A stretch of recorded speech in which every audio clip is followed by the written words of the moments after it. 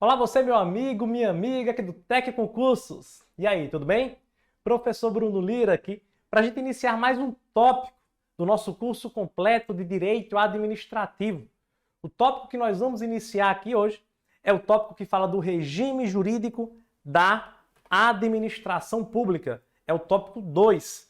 A gente vai falar, pessoal, dentro desse tópico 2, regime jurídico administrativo, a gente está dentro do tópico, subtópico 2.1, regime jurídico da administração e regime jurídico administrativo. Continuando essa parte inicial, né? A gente está ainda nessa introdução do direito administrativo. No tópico passado, a gente trabalhou sobre origem, conceito e fontes do direito administrativo. Vencemos esse tópico e agora a gente está dando início a esse regime jurídico da administração pública. Aqui a gente vai falar sobre um conteúdo que é muito importante, que são os princípios da administração. Tá certo? Aqui está o meu Instagram mais uma vez, @profbrunolira. Para quem não me segue ainda, siga lá, que tem sempre muito conteúdo. E é o meu de comunicação também. Em caso de dúvida durante o conteúdo, você entra em contato que logo que possível eu estou te respondendo. Beleza? Vamos comigo, pessoal. Olha só.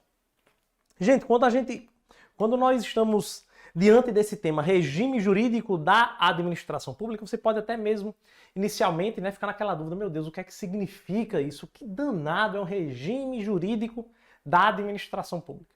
Primeiro tem que saber o seguinte, esse termo aqui, ó, esse nosso coleguinha administração pública, a gente já conhece. Nós vimos no tópico passado, a gente trabalhou, a gente viu o que é um Estado, e a gente viu que esse Estado ele pode exercer funções de governo, e a gente viu que esse Estado pode exercer funções de administração pública. Então você já sabe o que é uma administração pública. É aquela função estatal de execução da atividade, de execução da função administrativa. Perfeito. Essa administração pública, gente, se ela é responsável pela execução, se essa administração pública é responsável pelo exercício da função administrativa, então, consequentemente, ela vai estar se relacionando com outras pessoas. Você lembra lá do primeiro slide que eu trabalhei com você? Na primeira tela que a gente trabalhou, a gente falou sobre o conceito de Estado. E eu falei para você que o Estado ele é uma pessoa jurídica.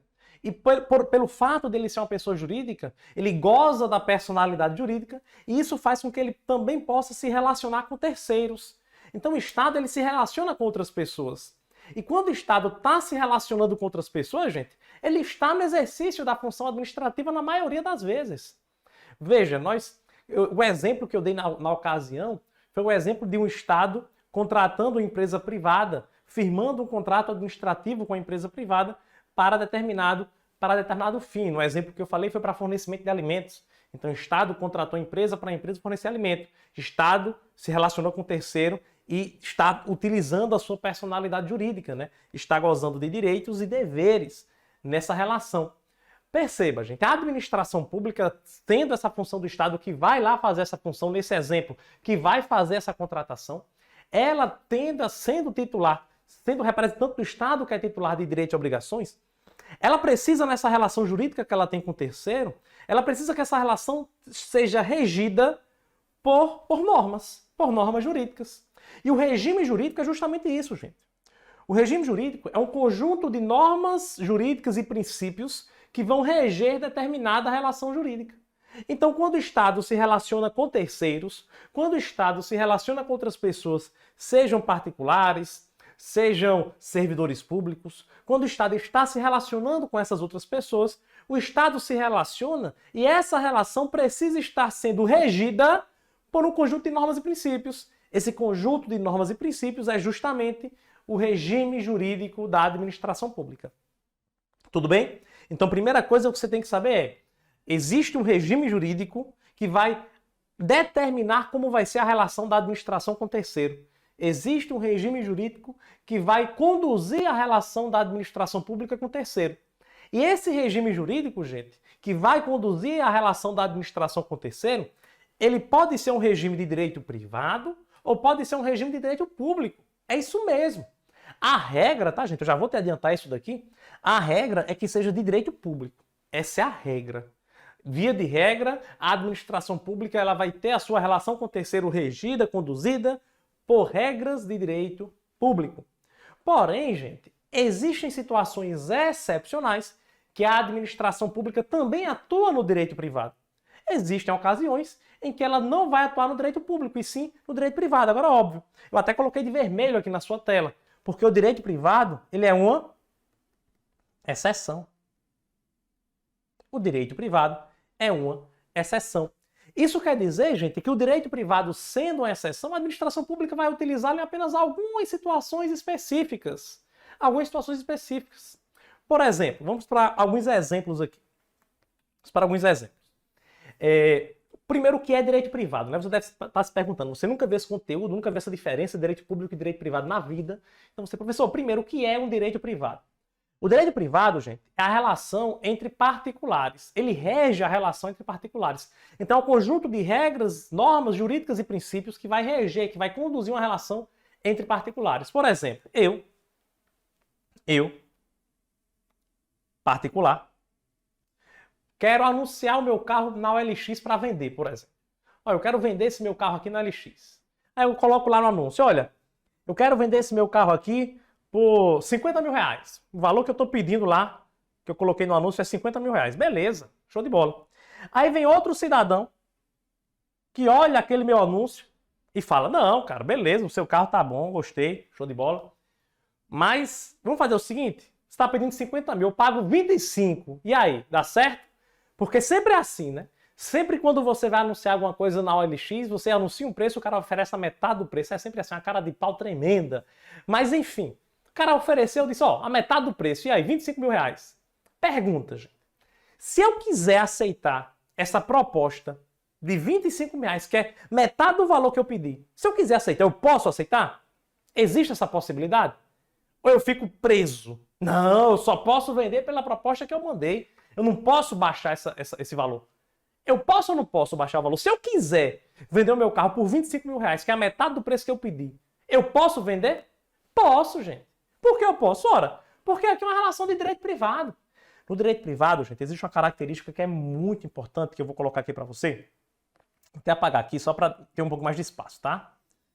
Característica muito importante do direito privado, que é a característica da liberdade.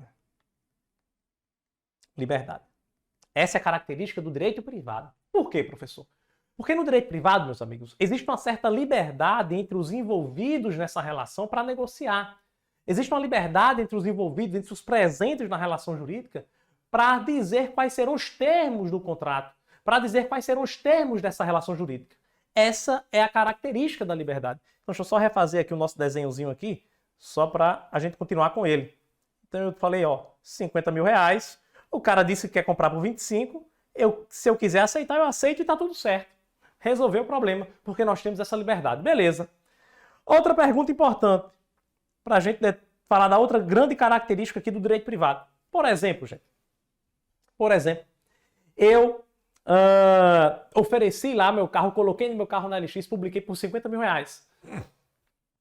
Esse mesmo camarada chegou para mim e falou, olha, 50 não, mas 25 eu pago. Agora vamos mudar minha resposta. Eu chego para essa proposta, olho o que ele ofereceu, 25 mil, e digo, não, meu amigo, que é isso? Eu não vou aceitar essas propostas de 25 mil. Uma proposta indecente é a metade do valor que eu estou publicando e só pelo seu atrevimento, você agora está obrigado a comprar o meu carro por 50 mil reais. Eu posso fazer isso, gente? Será, hein? E aí? Eu publiquei por 50, o cara disse que comprava por 25. Eu digo a ele que só pelo atrevimento dele, eu não vou aceitar os 25, ele vai ser obrigado a comprar pelos 50. Isso pode acontecer? Pode não. Pode não, sabe por quê? Porque no direito privado, gente, existe uma outra grande característica, além da liberdade, que é a igualdade. É a igualdade. Isso significa, gente, que no direito privado, na relação regida pelo direito privado, as pessoas elas estão no mesmo patamar. As pessoas estão em um mesmo nível de prerrogativas. Ninguém tem uma prerrogativa maior do que a outra. As pessoas estão aqui, ó, estão em pé de igualdade. Então eu não posso determinar que a outra parte faça alguma coisa. E a outra parte não pode determinar que eu faça outra coisa, a não ser que estas obrigações tenham sido incluídas livremente por ambas as partes no contrato. Aí sim. As partes são obrigadas a a cumprir as determinações contratuais. Mas a regra é que no direito privado existe essa igualdade aqui, ó. Nenhum é maior do que outro nessa relação. Não existe alguém com mais prerrogativas do que o outro lado. Tudo bem? Então esse é o direito privado, tem liberdade e tem igualdade. São as duas características maiores do direito privado. Aí você me pergunta, professor, eu entendi o que é o direito privado. Direito privado é o direito que rege nossas relações de direito entre particulares, ok. Liberdade, igualdade, maravilha. Mas vem cá, o Estado, ele atua no direito privado? Existe possibilidade de o Estado ele fazer alguma coisa, praticar algum ato no exercício do direito privado? A resposta é sim, mas repito, de maneira excepcional. Por exemplo, gente, quando o Estado atua por meio de suas estatais, nós temos, isso é um tópico lá na frente que nós vamos ver, tá? Da organização da administração pública, mas já dá para você entender. Existem algumas entidades na administração pública indireta que são empresas estatais, empresas públicas e sociedades de economia mista. Essas empresas estatais, gente, elas são pessoas jurídicas de direito privado, apesar de fazerem parte da administração pública, mas são PJ de direito privado. Existem alguns estatais que exploram atividade econômica, que atuam na exploração de atividade econômica. Então, o Banco do Brasil, por exemplo, Caixa Econômica Federal, Banco do Nordeste, são bancos estatais que são grandes exemplos de exploradores de atividade econômica.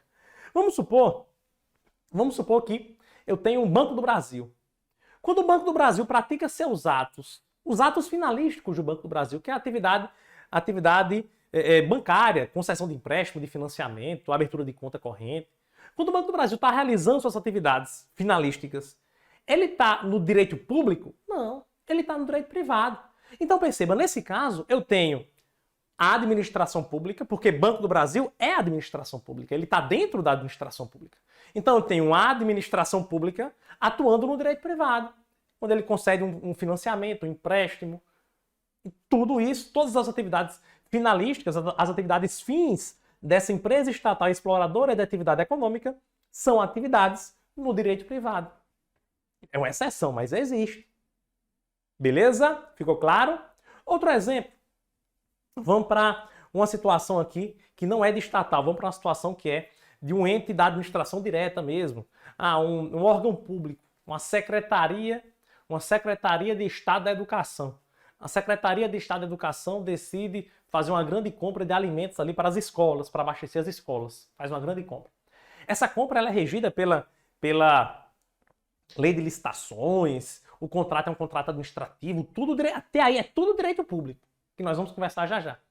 Mas vamos supor que no momento do pagamento, foi tudo certo, tudo feito, tudo bonitinho. Quando é para pagar, a administração pública chama aquela empresa e fala, empresa, tá aqui o seu pagamento. Quando vai ver o pagamento é um cheque. Ela emite um cheque para a empresa para fazer o pagamento. É possível? É. A legislação não proíbe, não. Mas preste atenção aqui comigo. Até aquele momento, a relação era de direito público. Mas a partir do momento que a administração pública emitiu um cheque para essa empresa, ali nasceu uma relação de direito privado, porque o cheque é uma ordem de pagamento privada, regida por lei própria, lei de direito privado. Então você percebe, nesse caso eu tenho mesmo um ente da administração direta, uma PJ de direito público, através de uma secretaria, ela está tendo uma relação de direito privado, pequenininha a relação, apenas no que se refere ao cheque, mas ela vai ter uma relação de direito privado. Se aquele cheque der algum problema, voltar por algum motivo, todo esse problema jurídico do cheque vai ser resolvido na esfera do direito privado. Tranquilo, gente? Beleza? Maravilha. Então essas são as grandes características do direito privado. Eu citei 2 exemplos aqui para você em que a administração pública ela atua no direito privado, mas repito pela 50ª vez, o direito privado é uma exceção. A administração pública atua como regra no direito público. E meus amigos, o direito público, preste atenção no que eu vou te falar aqui, o direito público, ele pode ser chamado também, preste atenção, ele pode ser chamado também de regime jurídico administrativo. Regime jurídico administrativo. Assim pode ser chamado o direito público. Então, cuidado para não confundir. Eu tenho um regime jurídico da administração pública, e esse regime jurídico da administração pública é um grande gênero. É um grande gênero, regime jurídico da administração pública. E eu tenho um regime jurídico administrativo. E eu tenho um regime jurídico administrativo. O regime jurídico administrativo é uma espécie. É uma espécie que está dentro do gênero regime jurídico da administração. Beleza? Cuidado para não confundir. Da administração é o gênero que comporta duas espécies, o direito privado e o regime jurídico administrativo, que é o direito público. O macetezinho que eu gosto de usar é o seguinte, olha, o regime jurídico administrativo é a regra para o direito administrativo, para você não errar em prova. O regime jurídico administrativo é a regra para o direito administrativo. Ok? Beleza? Maravilha, gente. Então vamos falar do nosso direito público, que é a nossa regra para o direito administrativo, que é a regra para a administração pública. Esse direito público, gente, ele tem dois princípios que são dois princípios basilares. Assim a gente chama princípios basilares do direito administrativo. Do direito público, características essenciais do direito público. A doutrina, inclusive, diz que são pedras de toque. Por que pedras de toque, professor? Porque é a base, né? É aquela rocha. Todo o direito administrativo ele se desenvolve a partir dessa rocha. E essa rocha é composta por esses dois princípios basilares. Então são duas pedras de toque. São duas rochas que não podem ser relativizadas, que não podem ser deixadas de lado. A partir delas, nós temos os outros princípios, nós temos as leis, nós temos as outras determinações. Mas essa rocha não pode ser alterada. E que rocha é essa, hein? Quais são esses dois princípios? Está aqui, gente.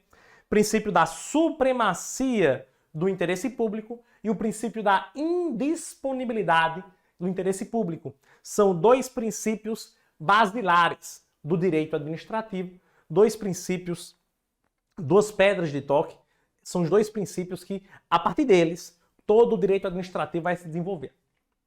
Combinado? Beleza? Vamos falar da supremacia?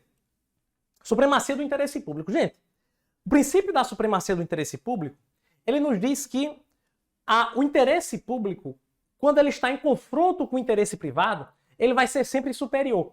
Então existe uma relação, gente, entre o interesse público e o interesse privado, existe uma relação de preponderância, em que o interesse público vai estar sempre acima do interesse privado. O que é interesse público, hein, professor? O interesse público, professor, é o interesse do Estado, é? Não. O interesse público ele pode ser representado pelo Estado. Mas o interesse público, meu amigo, é o meu interesse, é o seu, é o do colega, da colega. É o interesse da coletividade. O interesse público é o interesse do coletivo. Então é isso, o interesse público, o interesse coletivo, ele vai ser sempre superior ao interesse privado. Ao interesse privado. Exemplos. Deixa eu colocar aqui para você. Dois exemplos aqui de supremacia do interesse público. Eu tenho certeza que você, em algum momento, já ouviu falar sobre desapropriação. Desapropriação. Lá em direito constitucional, por exemplo, você vê obrigatoriamente a desapropriação no artigo 5º. Então, com a nossa equipe aqui do Tec Concurso, tenho certeza que você já viu lá no artigo 5º da Constituição Federal um inciso que fala que a administração pública pode promover desapropriações. A administração pública pode promover desapropriações. O que é desapropriação, hein, professor? Desapropriação é o seguinte, meu amigo. Existe um bem de propriedade privada e a administração pública vai até esse bem de propriedade privada e vai transferir a propriedade desse bem da propriedade privada para o patrimônio público. Pega o bem privado e transfere para o patrimônio público. Olha que resenha, gente. Olha que loucura. Ela vai transferir sem querer saber se o dono daquele bem concorda, independentemente. Lógico que para isso acontecer, é necessário, a própria Constituição diz, né? É necessário que haja um pagamento de uma indenização. Então a administração tem que pagar uma indenização para o proprietário daquele bem para que ela possa desapropriar o bem. Essa indenização, ainda segundo a Constituição, é uma indenização prévia, justa e em dinheiro. Prévia, porque deve ser feita antes da desapropriação de fato ocorrer. Justa, porque deve obedecer o valor do mercado. E em dinheiro é o pagamento, em espécie. Tá bom? Um caso muito comum que eu vou colocar aqui para vocês, em que ocorrem desapropriações, quando é para construir estrada. Deixa eu apagar esse exemplo aqui anterior. construções de estrada. Então nós temos uma estrada aqui. A administração quer fazer uma estrada. Só que nesse projeto, no projeto da estrada, exatamente nessa localização em que o projeto está indicando, existe um imóvel lá. Existe um imóvel lá. Bem numa casa. Uma casa de seu João. Seu João aqui, dono da casa. Gente, a administração pública vai deixar de construir aquela estrada, que é importantíssima para o interesse coletivo, para o interesse público. Ela vai deixar de construir a estrada porque tem a casa de seu João lá? Vai não. Sabe o que é que ela vai fazer? Ela vai chegar até seu João e dizer assim: seu João, é o seguinte, o senhor vai ter que sair dessa casa. Não, não quero. Seu João, a gente vai desapropriar a sua casa. Tome o dinheiro aqui, ó. Aí seu João, não quero vender não, essa casa não está à venda, a administração. Seu João, o senhor não entendeu. O senhor não entendeu, seu João. A gente não quer comprar essa casa não. E nem estamos perguntando ao senhor se o senhor quer vender. O senhor terá que sair dessa casa. Porque a administração pública vai obrigar ele a sair. Ela vai pagar a indenização, mas ele vai ter que sair. Não tem escolha. Não tem escolha. Tudo bem? Beleza? Então é isto. Esta é a nossa desapropriação.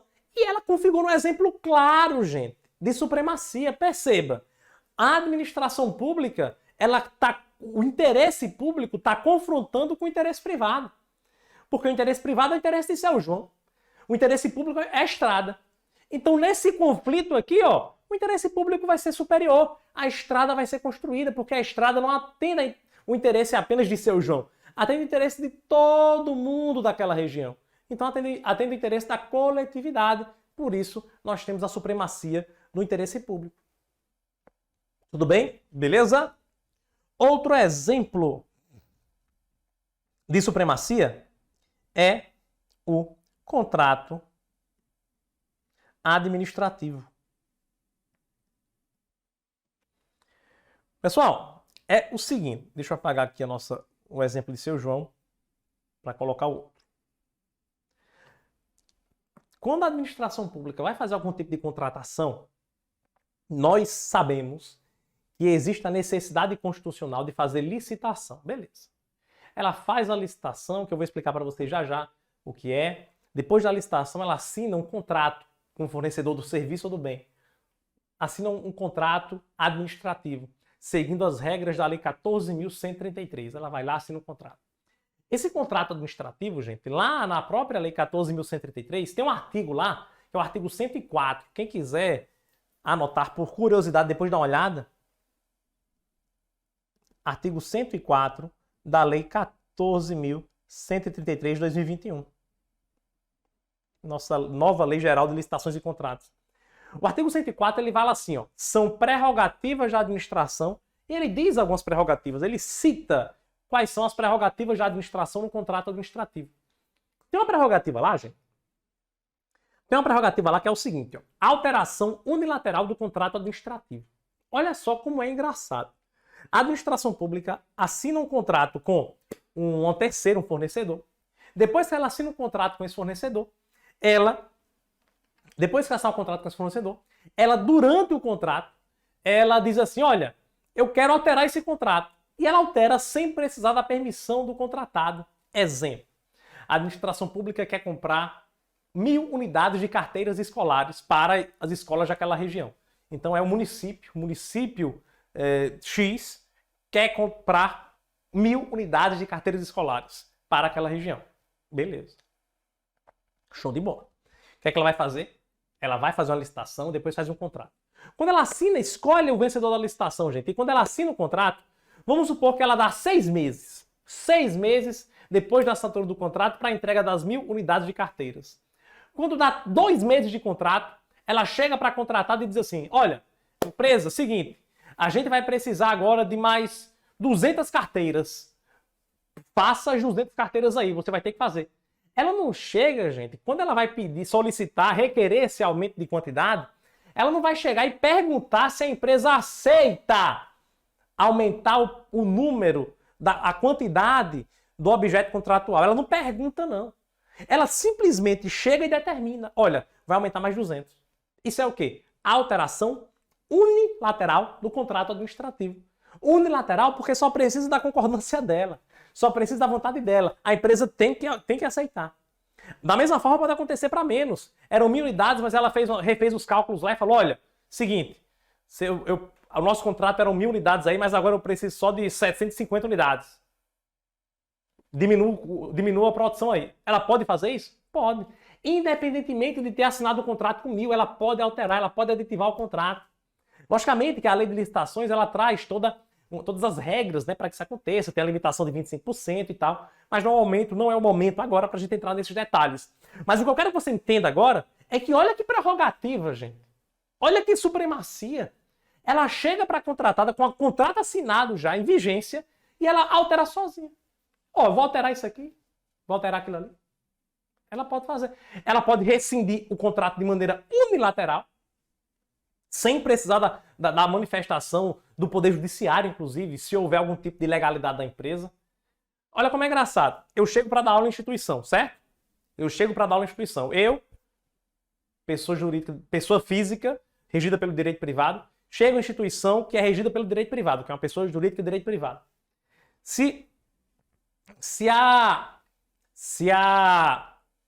Vou dar aula, normal, eu tenho um contrato com essa instituição, um contrato de prestação de serviço. Se uma das partes deixa de cumprir o contrato, a outra, ela não pode simplesmente rescindir o contrato de maneira unilateral. Por exemplo, eu vou dar aula lá e determinado dia eu faltei uma aula. A empresa não pode simplesmente, visto que eu faltei aula, ela não pode simplesmente rasgar o contrato e dizer, o contrato está rescindido unilateralmente. Ela não pode fazer isso. Para ela rescindir um contrato, ela precisa entrar com a ação judicial e depois que entrar com a ação judicial, ela solicita em juízo que o contrato seja extinto. Mas aqui na administração pública é diferente. Se a administração pública contrata uma empresa e a empresa foi inadimplente no contrato por algum motivo, a administração tem o poder de rescindir unilateralmente o contrato, sem precisar do Poder Judiciário. É mais uma prerrogativa. Então, alguns exemplos aqui que eu estou te dando da supremacia. No contrato administrativo, a administração pode utilizar cláusulas exorbitantes. Ela vai ficar em posição superior. E isso daqui, gente, na supremacia, vai estabelecer para ela. Isso aqui vai estabelecer para a supremacia do interesse público prerrogativas. Então, a supremacia estabelece prerrogativas para a administração pública.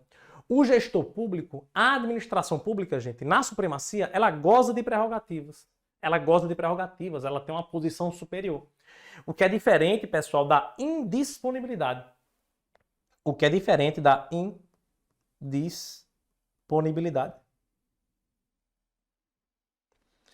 Já está anotado aqui, né? Deixa eu só falar a característica dela. Na indisponibilidade, gente, a administração pública, ela não tem prerrogativa, ela tem limitações. Ela tem o quê? Restrições. Limitações. Enquanto na supremacia do interesse público, a administração estava em posição superior, porque ela representa o interesse público, aqui na indisponibilidade, ela tem algumas limitações, que o particular não tem, mas ela tem restrições, limitações. A indisponibilidade, gente, do interesse público, ela vai nos dizer que a administração pública não pode dispor livremente do interesse público em prol do interesse próprio, do interesse privado. Ela diz que a administração pública não pode abrir mão do interesse público em prol de outro tipo de interesse. Em prol de interesses escusos, em prol do interesse do gestor, em prol do interesse de uma empresa contratada. Não! O interesse público, ele é indisponível, não está disponível. Ninguém pode dispor livremente desse interesse público. Ninguém pode abrir mão do interesse público. Por isso traz limitações, por isso traz restrições. Tudo bem? Exemplos. Você gosta de exemplos? Eu sei que você gosta de exemplo, então vamos trabalhar alguns exemplos da indisponibilidade aqui. Exemplos. Licitação. Eu falei do contrato, vou falar agora da licitação, que também é regida aí pela Lei 14.133, tá? Gente, o que é a licitação? A licitação é um procedimento. A licitação é um procedimento por meio do qual... Deixa eu abrir uma tela em branco aqui, porque aí vai facilitar o meu exemplo. Posso ter um pouco mais de liberdade para escrever. Opa! Pronto. A licitação é o seguinte: a administração pública quer fazer uma contratação. Vamos usar o mesmo exemplo. Ela quer comprar 1.000 unidades de carteiras escolares. Beleza. Ela não pode, por exemplo, a administração, ela não pode chegar aqui, colocar o representada pelo prefeito, por exemplo. Prefeito. Ele não pode chegar em uma empresa, qualquer empresa que ele vê na frente e dizer assim, empresa, é o seguinte, ó, eu quero 1.000 unidades de carteiras escolares, você vai fazer por quanto aí para mim? A empresa, olha, cada uma dá para fazer por R$ 250 cada unidade. Pronto. Aí o prefeito, beleza, pode fazer. Me entregue aí daqui a 4 meses e acabou-se. Resolveu. A administração pode fazer isso? Não pode. Não pode. Por que ela não pode, professor? Ora, porque via de regra, ela deve fazer um procedimento licitatório. Uma licitação. Essa licitação, gente, através dela, a administração permite que todo mundo possa tentar participar desse contrato. Que todo mundo possa tentar ser contratado pelo Estado. Então, por exemplo, através dessa licitação, ela vai lançar um edital, que é o documento inicial da licitação para a sociedade, o documento em que a administração pública, através do edital, gente, a administração pública, ela vai dizer para a sociedade que quer fazer uma compra, que quer fazer uma contratação. Então ela vem aqui, ó, através desse edital, é um documento. Nesse documento ela vai dizer as informações básicas da licitação. Então ela vai dizer, ó, objetos são o quê? São carteiras escolares. Quantidade, 1.000 unidades. Prazo de entrega para quem for contratar e quem for contratado, qual prazo de entrega? Ah, vou colocar aqui 6 meses. Um exemplo. E coloca o tipo de licitação. Essa licitação vai ser julgada de que forma? Olha, o critério de julgamento vai ser menor preço. Todas as informações ela vai colocando aqui. Beleza. E aí ela vai dizer, ó, quem quiser oferecer aqui proposta para participar dessa licitação, tem aí 60 dias, por exemplo. Isso é um prazo exemplificativo, tá? 60 dias para apresentar a proposta. E aí a sociedade vai tomar conhecimento dessa intenção de contratação do Estado. Vai tomar conhecimento e vai começar a apresentar a proposta. Então ela chega aqui e diz assim, empresa A, por exemplo. Empresa A chega assim e diz, olha, eu consigo fazer essa venda dessa carteira escolar, a unidade por R$ 270, por exemplo. A empresa B chega e diz assim, olha, eu consigo por 240. A empresa C diz, olha, eu consigo por 300. E a empresa D diz, olha, eu consigo por R$ 215 cada unidade. Pronto. Todas as empresas vão apresentar proposta aqui para a administração, podem ser mais, sem problema nenhum. E aí, gente, essas empresas, depois que apresentam essa proposta, a administração vai julgar. Essa licitação, como eu falei, seria no tipo menor preço. A administração julga, vai julgar e vai escolher aquela proposta que apresentou a menor preço. Em todas essas possibilidades que eu te mostrei aqui, qual é a proposta vencedora? Qual é a empresa que vai se sair vencedora dessa licitação? Ora, a empresa que vai sair vencedora da licitação é a empresa D, que disse que conseguiu entregar cada unidade de carteira escolar por R$ 215. Isso é uma licitação, tá? De maneira bem resumida, bem simplista, mas só para você entender a lógica, qual é o sistema, para que existe essa licitação. Então isso é uma licitação. Aí me diz uma coisa, para o interesse público, no resultado, no final das contas, o que foi melhor para o interesse público? Foi melhor a licitação, que ela vai conseguir contratar R$ 215 cada uma? Ou seria melhor o prefeito comprar com qualquer empresa lá R$ 250? Meu amigo, seria melhor a licitação. A licitação é melhor. A licitação atende mais ao interesse público porque o Estado, nesse exemplo, vai pagar mais barato. Então atende mais o interesse público do que o interesse privado. Por isso é a indisponibilidade.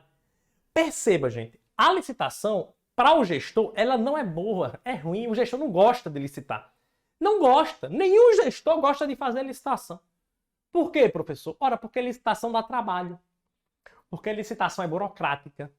Porque licitação demora. Eu já vi licitação demorar muitos meses para comprar um objeto que a administração pretende. Às vezes eu já vi demorar anos para comprar um objeto, em virtude da ineficiência que existia.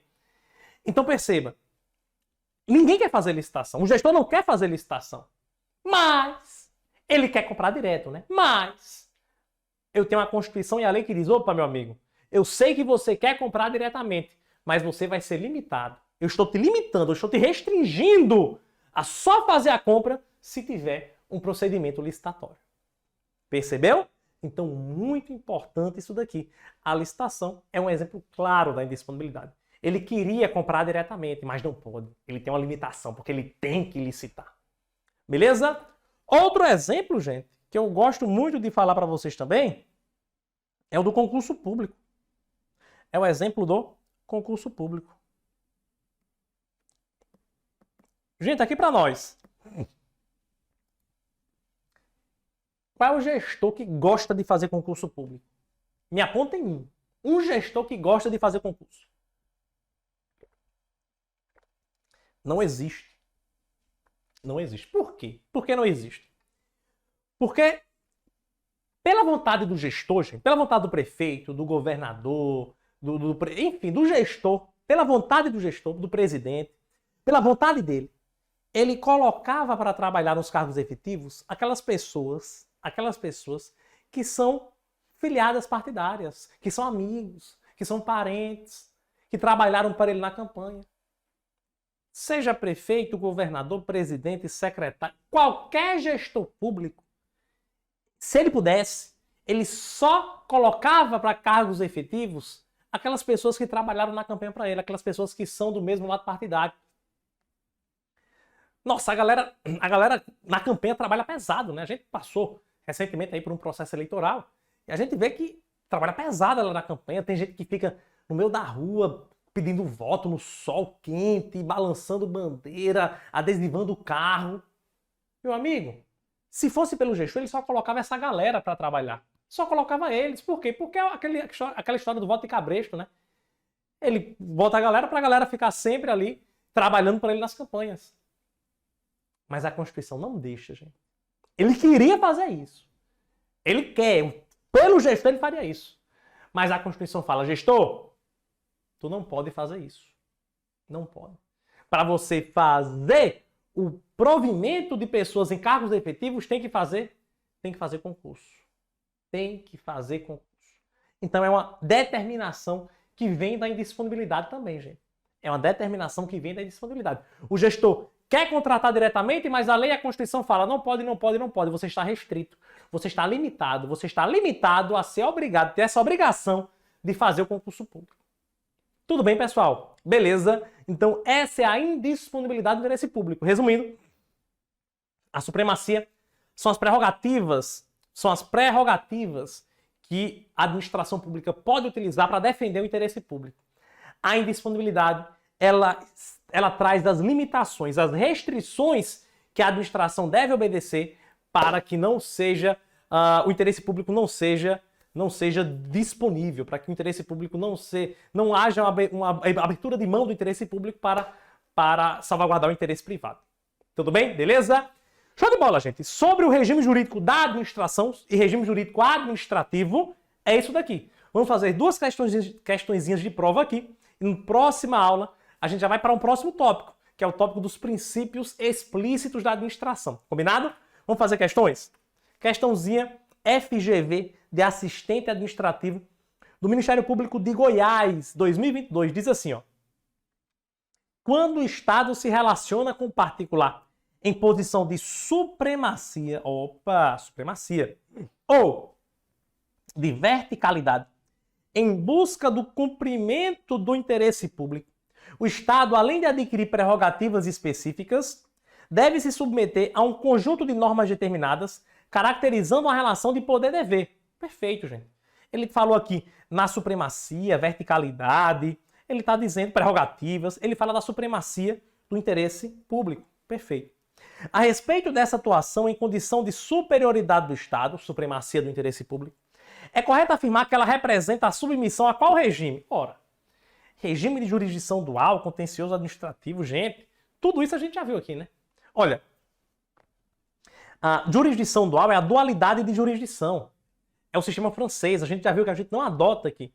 A gente adota no Brasil a jurisdição una, que é o sistema inglês. Contencioso administrativo, mesma coisa, tá errado também. É a mesma coisa que a dualidade de jurisdição, não. Regime confederativo não, gente.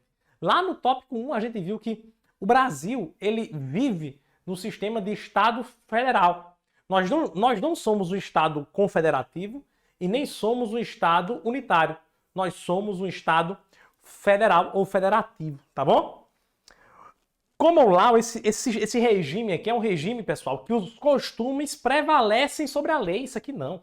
Os costumes, a gente viu no tópico passado, que os costumes eles até se caracterizam como uma fonte do direito administrativo. Eles são fonte, mas eles não são mais importantes que a lei. Eles têm até um espaço pequeno no regime jurídico administrativo brasileiro. O gabarito é a letra D. A supremacia do interesse público, assim como a indisponibilidade, ela representa a submissão ao regime jurídico administrativo, letra D. Tudo bem? Beleza? Vamos para a próxima questão. Ela vai nos dizer assim, ó, de acordo com Alexandrino e Paulo, é o livro, tá, do Direito Administrativo de Vicente Paulo e Marcelo Alexandrino, sobre os princípios fundamentais da administração pública, marque C para certas e E para erradas. Ok. Primeiro, o princípio da supremacia do interesse público é um dos dois pilares do denominado regime jurídico administrativo. Gente, certíssimo. O regime jurídico administrativo tem dois pilares, supremacia e indisponibilidade. A primeira está certa, ela disse que a supremacia é um dos pilares. Perfeito. 2. Do princípio da indisponibilidade do interesse público, derivam todas as restrições especiais impostas à atividade administrativa. A indisponibilidade traz restrições, ok. Tais restrições decorrem exatamente do fato de não ser a administração pública dona da coisa pública. A administração não é dona da coisa, ela é apenas representante da coisa pública, representante do interesse público. A pessoa jurídica estatal não é dona da coisa pública. Ela é mera gestora de bens e interesses alheios, interesses públicos, interesse do povo. Certíssimo também, gente. Então as duas estão corretas, o gabarito é a letra C. Tranquilo? Beleza? Então, meu amigo, minha amiga, muito obrigado pela sua participação aqui nessa aula. Valeu demais, demais, demais. A gente já encerra o nosso tópico por aqui. Depois a gente vai falar sobre o tópico 2.2, em que vamos falar sobre os princípios explícitos da administração. Combinado? Beleza? Então valeu demais, um forte abraço. Se você ficou com qualquer dúvida aqui na nossa aula, vem aqui no meu Instagram, @profbrunolira, manda tua dúvida que logo que possível eu te respondo. Combinado? Valeu demais, um forte abraço, eu espero você na nossa próxima aula. Tchau, tchau, até mais.